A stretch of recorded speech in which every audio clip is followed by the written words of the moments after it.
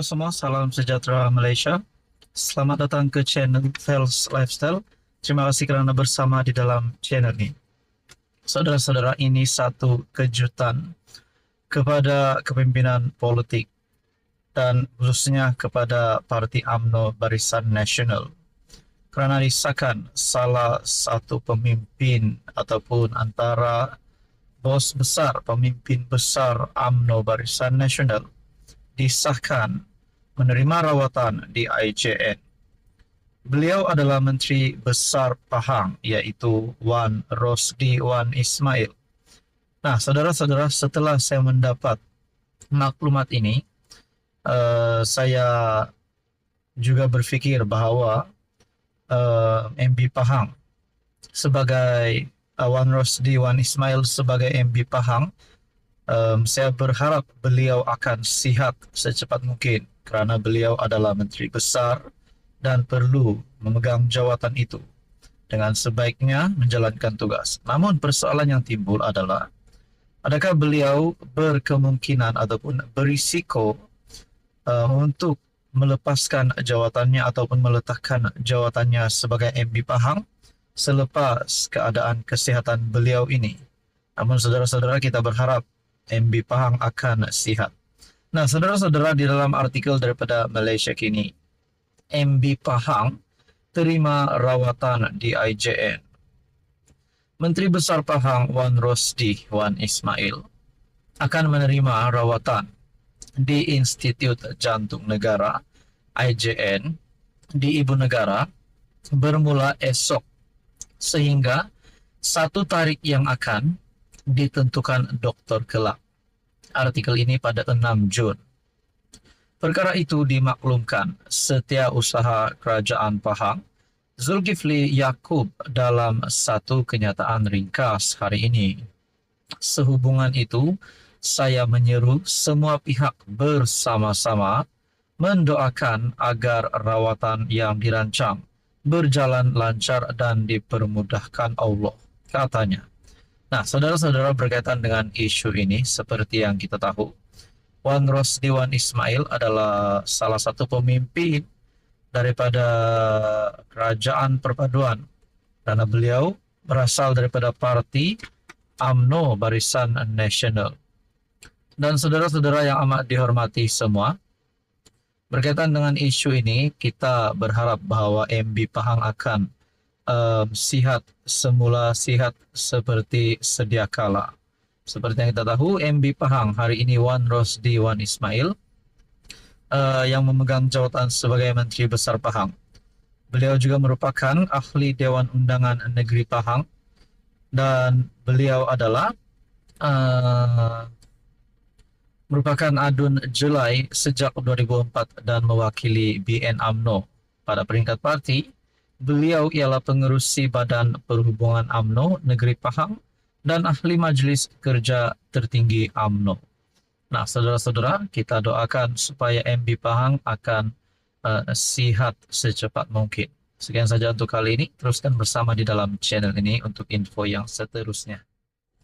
Halo semua, salam sejahtera Malaysia, tuan-tuan dan puan-puan yang amat dihormati. Ini satu lagi isu hangat ataupun satu lagi penemuan yang pasti mengejutkan pemimpin ataupun kepimpinan PAS dan pembangkang. Ini berkaitan dengan syarikat judi. Nah, saudara-saudara, menerusi satu artikel daripada Malaysia Kini, menerusi AMK, Pemuda PKR, Wilayah Persekutuan, yang membidas Tuan Ibrahim, salah satu pemimpin tertinggi PAS, yaitu beliau memegang jawatan sebagai Timbalan Presiden PAS. Tuan Ibrahim, Tuan Man. Satu artikel daripada Malaysia Kini, Tuan Ibrahim lupa PAS gagal hapus judi semasa jadi kerajaan. Pemuda PKR, AMK Wilayah Persekutuan, membidas Timbalan Presiden PAS, Tuan Ibrahim, Tuan Man, yang berkata, kemenangan Islam mampu memperbetulkan dasar dan kemungkaran seperti perjudian. Ketua penerangannya, Muhammad Azhar Salahuddin, merujuk laporan yang disiarkan portal Haraka Daily semalam bertajuk Dosa Terampun dengan sebab kemenangan Islam yang kini sudah dipadam. Artikel ini diterbitkan pada 5 Jun. Muhammad Azhar berkata, laporan itu penuh dengan kecelaruan dan bersifat dangkal. Tuan Ibrahim mengatakan, premis perjudian wujud kerana kelulusan diberi oleh pemimpin yang berkuasa dengan mendapat kuasa melalui pilihan raya. Adakah Tuan Ibrahim terlupa semasa PAS menjadi kerajaan selama 33 bulan di bawah PN, PAS sendiri gagal untuk menghapuskan aktiviti judi dan kedai judi? Soalnya dalam kenyataan. Dalam laporan Haraka Daily itu, Tuan Ibrahim antara lain berkata, kemenangan Islam dalam pilihan raya akan menyebabkan dosa golongan terdahulu diampunkan seperti dinyatakan Allah di dalam Al-Quran. Memetik sirah kemenangan, dia berkata, keampunan ilahi disebabkan berlakunya perubahan kepada pentadbiran yang menghapuskan maksiat yang telah dibenarkan oleh pentadbiran terdahulu. Malah, katanya, pentadbiran itu mendapat kuasa hasil sokongan rakyat terdahulu yang menyebabkan semuanya bersekongkol dengan maksiat itu. Bagaimanapun, Muhammad Azhar berkata, keadaan lebih teruk semasa PAS menjadi sebahagian daripada kerajaan apabila cabutan khas judi dinaikkan daripada 8 kepada 22 kali setahun. Wow, ini pasti satu lagi pendedahan yang mengejutkan, walaupun mengejutkan penyokong-penyokong PAS. Lebih hina dan jijik lagi, kegagalan PAS untuk menghapuskan judi serta menaikkan cabutan khas judi semasa menjadi kerajaan bukanlah hasil daripada menang pilihan raya, tetapi hasil daripada tebuk atap yang terbentuk daripada satu pakatan yang komplot dan komplot jahat yang menjatuhkan kerajaan dipilih oleh rakyat, katanya. Berhubung kenyataan Tuan Ibrahim berkenaan kerajaan PAS di Kelantan berjaya menghentikan dasar yang bercanggah dengan Islam, Muhammad Azhar membangkitkan kadar kemiskinan di negeri itu yang menurutnya membimbangkan.